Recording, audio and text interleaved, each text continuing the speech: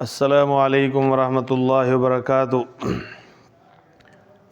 میں ہوں قاری ساجد محمود رحیمی، مدرسہ عربیہ کے پلیٹ فارم سے القرآن تجوید و قراءت کے حوالے سے تجوید کی فضیلت اور اہمیت آپ سب حضرات سنتے رہتے ہیں، اور تجوید بہت اہم چیز ہے، کیونکہ قرآن کریم اللہ تعالیٰ کی کتاب ہے۔ اگر ہم اسے تجوید کے ساتھ نہیں پڑھیں گے تو گناہ گار ہوں گے۔ تو اللہ تعالیٰ کے کلام کو پڑھنے کے لیے ضروری ہے کہ تجوید سیکھی جائے، تجوید کے مطابق قرآن کریم پڑھا جائے تاکہ پڑھتے ہوئے ثواب ہو، گناہوں سے بچ جائیں۔ تو تجوید کے اندر بنیادی طور پر 3 چیزیں ضروری ہیں۔ نمبر 1 مخرج، نمبر 2 تلفظ، نمبر 3 لہجہ۔ تجوید کی رعایت نہ کرنے کی وجہ سے ہم ایک لفظ پڑھنا چاہتے ہیں لیکن وہ ادا دوسرا ہوتا ہے، جس کی وجہ سے معنی بدل جاتا ہے۔ جیسے الحمد کی جگہ الحمد، قرآن کریم نے جو فرمایا ہے وہ الحمد حا بریک کے ساتھ ہے، لیکن تجوید نہ آنے کی وجہ سے ہم اسے الحمد پڑھ رہے ہیں، جو معنی میں خرابی پیدا کر رہا ہے۔ اسی طرح قلب، دل کو کہتے ہیں، اگر تجوید صحیح نہیں ہوگی ہم اس قلب کو قلب پڑھیں گے، قلب کا معنی کتا ہے۔ اس طریقے سے انعمت، یہ لفظ تا بریک کے ساتھ ہے، تو تجوید نہیں آئے گی تو انعمت پڑھ لیتے ہیں، اعطیناک کو اعطیناک۔ تو اس لیے ضروری ہے کہ ہر لفظ کو اس کو وہاں سے ادا کیا جائے جہاں سے اس کو ادا ہونا چاہیے، اور تلفظ بھی سیکھا جائے کہ یہ ادا ہوگا کیسے۔ ایک ہے کہ ہمیں معلوم ہو کہ کہاں سے ادا ہوگا، پھر ادا کرنا کیسے ہے۔ پھر جب یہ دونوں چیزیں آ گئیں تو اب لہجہ، کہ قرآن کریم کو عرب کے لہجے میں پڑھا جائے، اس کو خوبصورت انداز میں۔ تو اب ہم دیکھتے ہیں کہ قرآن کریم میں جو بنیادی طور پر ہمیں تجوید اور تلفظ کی ادائیگی کے لیے الفاظ کو درست کرنا ضروری ہے، وہ حروف تہجی ہے۔ حروف تہجی 29 ہیں جو تختی نمبر 1 میں آتے ہیں۔ اب تختی نمبر 1 میں 29 حروف ہیں، اس میں سب سے پہلے الف ہے، یہ الف ہے۔ اب اس کو پڑھنے میں بھی ہم سے غلطی ہوتی ہے، کوئی اس کو آلف پڑھتا ہے، کوئی اس کو الیف پڑھتا ہے، تو یہ دونوں غلط ہیں۔ آلف بھی غلط، الیف بھی غلط۔ اس کو پڑھنا ہے الف، الف، الف۔ یہ آپ حضرات کو لکھ کر بتا رہا ہوں کہ جب اس کا توڑ ہوگا حمزہ زبر آ، لام فاز لف، الف، تو یہاں حمزہ کے اوپر زبر ہے، فتحہ ہے، اس کو کھینچنا نہیں ہے، الف۔ اب جو الف پڑھ رہے ہیں وہ غلط، الیف پڑھ رہے ہیں وہ بھی غلط ہے۔ تو اس طریقے سے دوسرا حرف با ہے۔ اب با کو پڑھنے میں بھی کچھ حضرات غلطی کرتے ہیں، با با پڑھتے ہیں، یہ غلط ہے۔ با بہت لمبا کر کے پڑھتے ہیں، یہ بھی غلط ہے۔ اس کا درست طریقہ یہی ہے، با با، اس کو ایک الف کی مقدار لمبا کرنا ہے۔ ایک الف کی مقدار کا مطلب کہ جتنی دیر میں ہم ایک انگلی کھڑی کرتے ہیں، صرف اتنی دیر میں اس کو لمبا کرنا ہے۔ با با با با، یہ دونوں ہونٹ کے ملنے سے ادا ہوگا۔ اس کے بعد تیسرے نمبر پہ تیسرا حرف ہے تا۔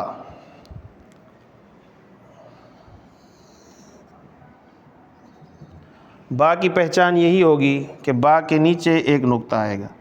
جب چھوٹے بچوں کو پڑھایا جاتا ہے تو ان کو یہ نقطے وغیرہ بھی یاد کروائے جاتے ہیں کہ با کے نیچے ایک نقطہ، اور جو تا ہے، تا کے اوپر 2 نقطے۔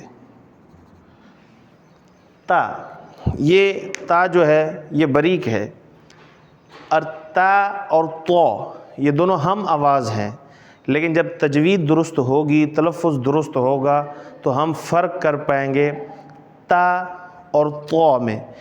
یہ جو دو نقطے والا ہے اس کو ہم نے تا پڑھنا ہے، تا۔ اس کے بعد اس کو بھی ایک الف کی مقدار لمبا کرنا ہے، تا تا۔ تیسرے نمبر پہ حرف ہے ثا۔ ثا کے اوپر تین نقطے ہیں، ثا، سین، صاد، یہ ہم آواز حروف ہیں۔ اس میں فرق کیسے پتہ ہوگا؟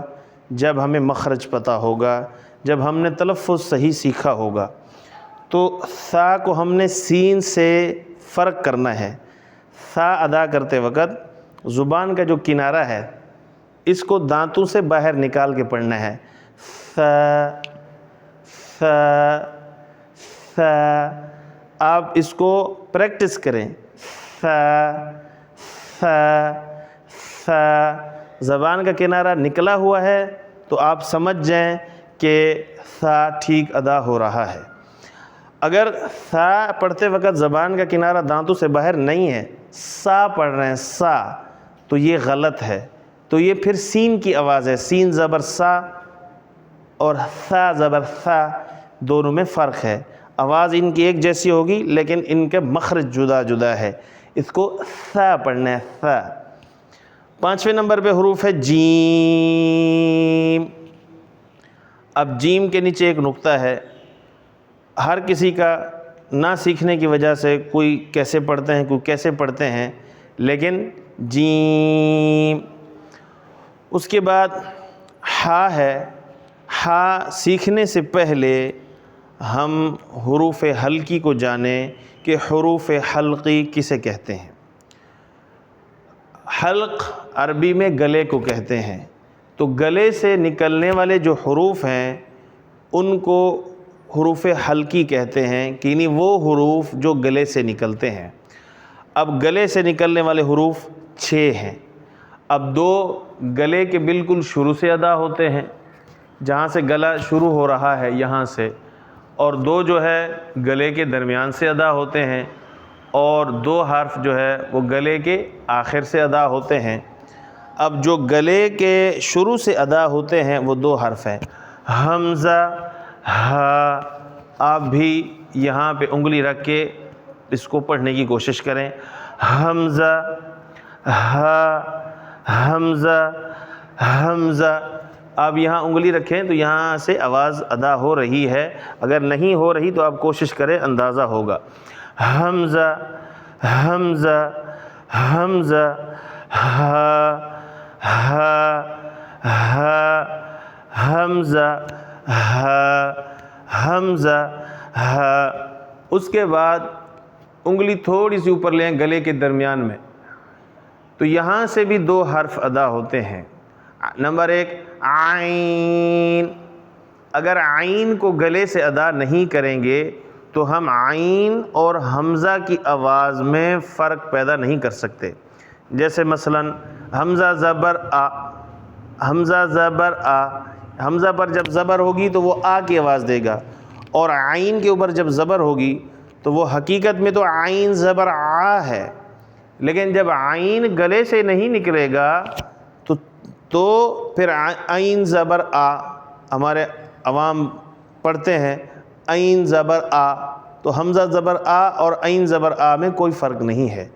تو اس لیے عین کا مخرج معلوم ہونا ضروری ہے کہ ادا کیسے ہوگا۔ تلفظ عین، گلے کے درمیان سے انگلی رکھیں گے تو آواز پیدا ہوگی، عین، عین، عین۔ ہا، یہ دونوں حرف ایک ہی جگہ سے ادا ہوتے ہیں، عین، عین، ہا، عین، ہا۔ تو حروف حلقی 6 ہیں۔